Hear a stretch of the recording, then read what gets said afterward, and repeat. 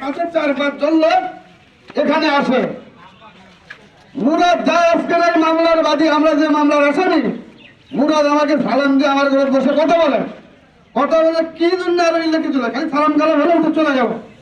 তারপরে ওরা নামাজ পড়ে ওই যে ট্রাক বাজারের উত্তর পাশে ওখানে অন্তত আধা ঘন্টা কথা বলার পর ওখানে কথা হলো যে আপনারা কার আসেন, আমরা বসে আর একটা সুস্থ সমাধান করবো।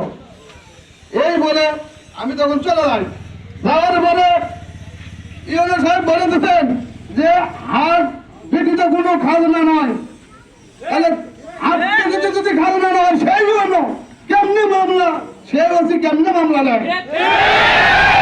আমার এই সাধারণপুর বাসের উপর আমার রাখুন আবেদন, আপনারা যদি চাঁদাবাজকে ভোট দিয়ে থাকেন আপনারা নিজেই বিচার করেন এখানে, আপনারা নিজেই আমাকে এখানে বিচার করেন।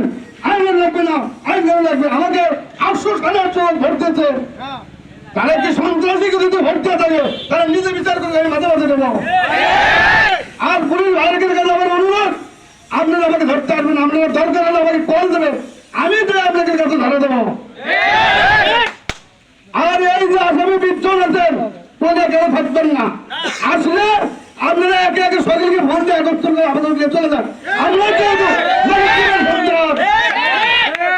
আমি আর বেশি কথা বলতে চাইলে আসসালামু আলাইকুম। আসসালামু আলাইকুম রহমতুল্লাহি ওয়া বারাকাতুহু। আপনারা সবাই ভালো আছেন তো? যাই হোক, সামনে শুক্রবার, গত শুক্রবার আসরবার সঠিক তথ্যটা আপনারা নেবেন। এত জনগণ আছে, জনগণের কাছে জিজ্ঞাসা করেন আমি শুক্রবারে এই মানিক দিবা সোনালী বাজার আমি ছিলাম নাকি, জিজ্ঞাসা করেন। তাহলে মিথ্যা মামলা কেন আমাকে দেওয়া হয়?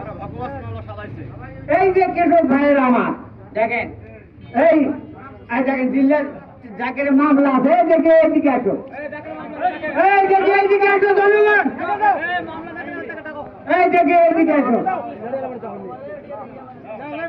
এই মামলা কাকে আছে আসো এইদিকে, এই কেশব আসো।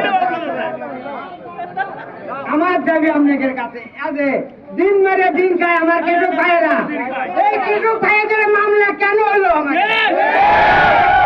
আমি আর কিছু চাই না, আমি পরে দিনে সকালবেলা এসে শুনি যে এই ব্যাপার, আমি কিচ্ছুই জানি না, তাও আমার নামেও মামলা। আমি তোমরা টেনশন করো, মামলা আছে তা কি আছে। তাহলে দিন মেরে দিন খায় এই ছোট ভাইয়েদের, তাহলে বলছেন কিভাবে বাদ পাবে আপনারা জিজ্ঞাসা করেন। আমি চাই যে আমরা এলাকার আমি শান্তি চাই, আমি ওই চাঁদাবাদী সন্ত্রাস আমি চাই না।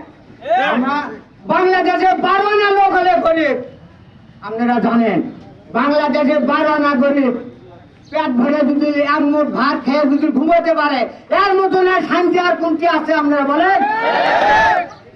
তাহলে আমাদের এই গরিবের উপরে এত হামলা কেন? আপনারা এই প্রতিবাদ কেন করেন না? প্রশাসনের কাছে আপনাদের কাছে আমার অনুরোধ, আপনারা নিশ্চয় যেটা সেটা আপনারা ধরে তুলবেন ইনশাল্লাহ। আমি আপনাদের কাছে এটাই আমি দাবি। এই করে আমি কথা শেষ করছি। আসসালামু আলাইকুম রহমতুল্লাহি ওয়া বারাকাতুহু। কথাবার্তা বললাম যে ভাই আমরা আজকে চলে যান, এই ঠান্ডার বিষয়ে আমরা আজকে বসবো, কালকে আমরা জানাবো।